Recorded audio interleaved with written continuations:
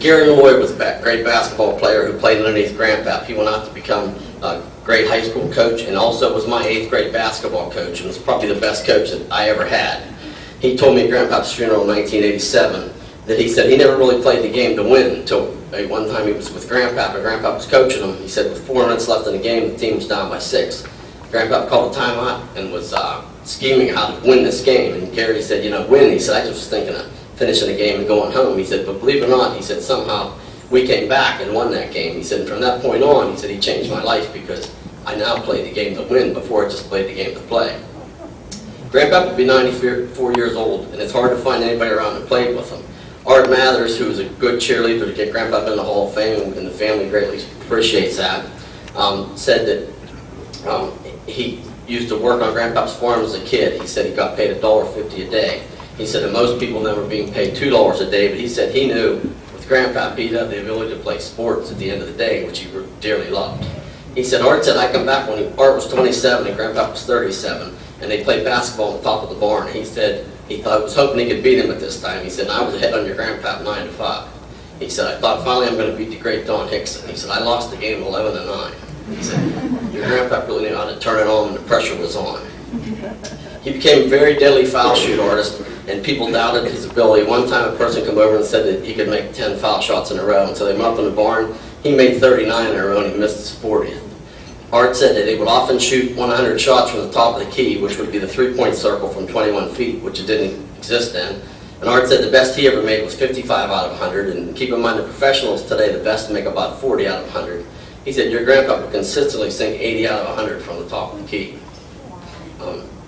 One time at the Butler Fair as a kid, I remember, he went up and laid $1 down and you shoot 3 baskets. He missed his first shot and made the next 2, and then after, of course he didn't win a prize because he missed the first one. After that he looked at his first grandchild, he had them all there, and he said, pick out a prize that you want. He sunk the next 3 and gave him the prize.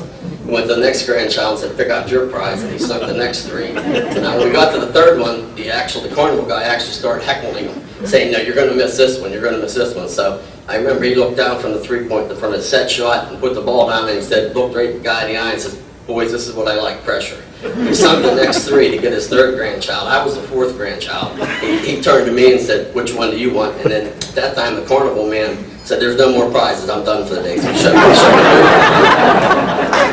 And I think, I often wonder if Grandpa didn't miss that first shot on purpose to set the guy up so he could at least get 4 prizes. Can I remember when we used to play softball after we'd bale hay on the farm? We'd go play softball with the neighbors, and he would teach us how to play and compete. I watched him play in a church softball game in Convalescing Park when he was about 60 years old. He found a way to field every soft grounder as our steady pitcher. He let all the little kids get on first and even found a way to let them score.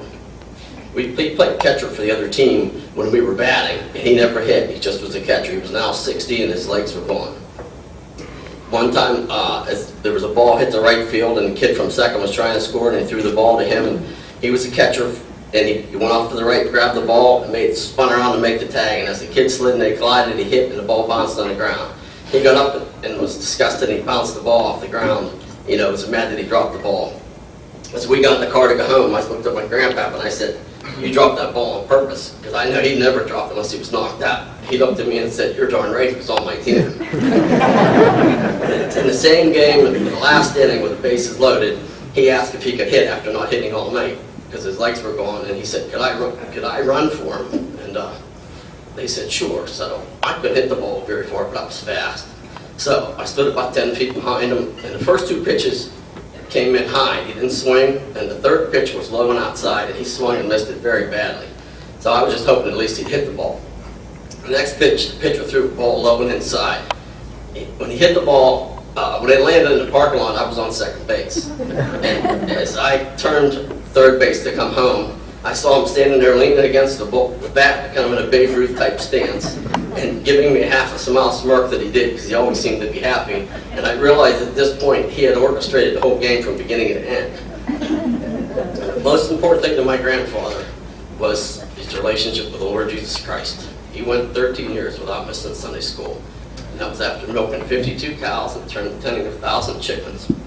He always wanted his grandchildren and children to become saved and become a personal relationship with the Lord. He was always thankful that the Lord had given him his athletic talent.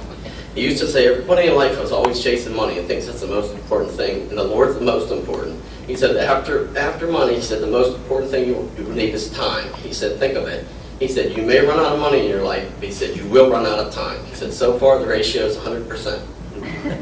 On his tombstone it says, my friends, as you are passing by, as you are now, so once was I. So I am now, you too will be, so be prepared to follow me. So once again, I want to thank you for this great honor from the Hixon family. I always knew Grandpa was the Hall of Famer, and it's just made it official. Thank you.